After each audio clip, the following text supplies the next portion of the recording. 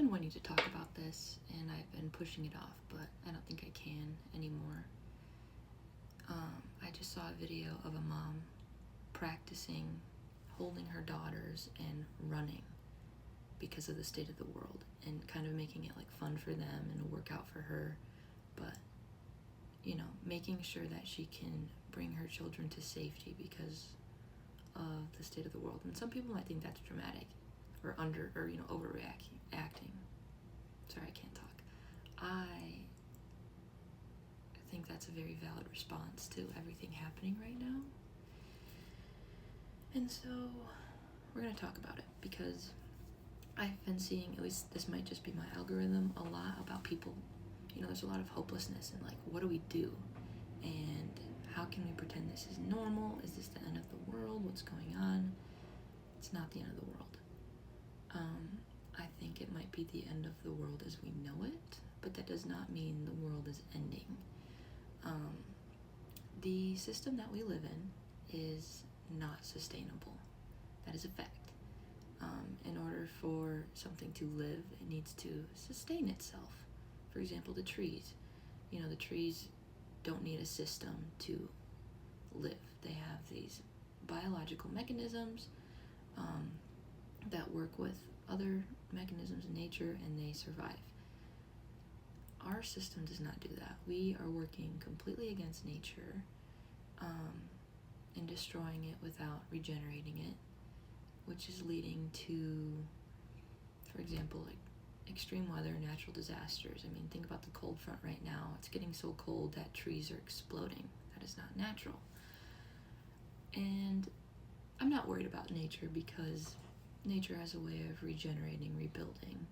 That's evident. I mean, the earth has been here for millions of years. We have not. What I'm worried about is us. And there's a couple ways that we can act. One, we continue to convince ourselves that everything is fine. We distract ourselves from reality with drugs, alcohol, technology, work, anything that keeps us from facing that this is happening and we have a choice to change it. So we can keep going down that path, keep doing what we're doing, and eventually the earth will no longer be able to sustain us. The natural disasters will get so severe that we'll all die. That's just and eventually nature will regenerate. Who knows what'll happen because we won't be there. That's option one. Option two, you can acknowledge that this is the end of the world as we know it, which means that there is room to create the new world. And it doesn't have to be violent. It does not require another war.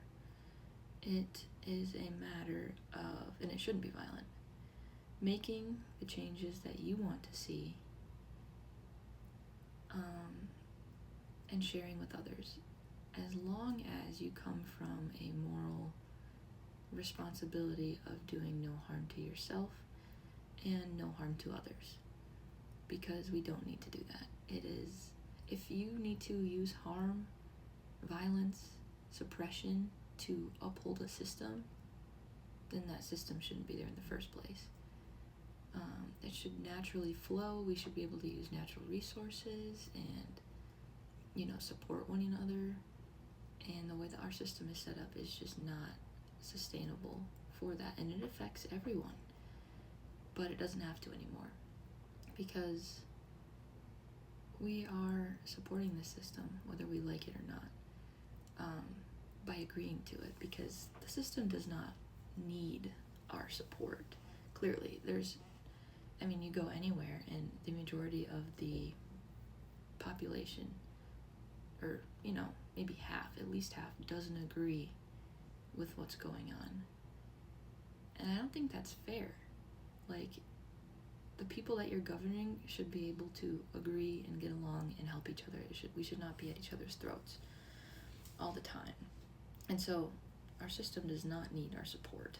It needs compliance and it needs complacency. And I think that's exactly what it's getting. We're told, even things are going to shit, you still got to do this because that's the way it is.